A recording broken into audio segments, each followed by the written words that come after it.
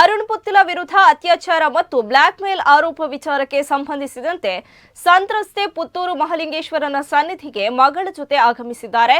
ನನಗೆ ಅನ್ಯಾಯ ಆಗಿದೆ, ನ್ಯಾಯ ಬೇಕೆಂದು ದೇವರ ಮೊರೆ ಹೋಗಿದ್ದು ಮಹಲಿಂಗೇಶ್ವರ ದೇವರಿಗೆ ಸಂತ್ರಸ್ತೆ ವಿಶೇಷ ಪ್ರಾರ್ಥನೆ ಸಲ್ಲಿಸಿದ್ದಾರೆ. ಬಳಿಕ ನ್ಯಾಯ ಸಿಗಲೆಂದು ಸಂತ್ರಸ್ತೆ ಸಂಕಲ್ಪ ಮಾಡಿದ್ದಾರೆ.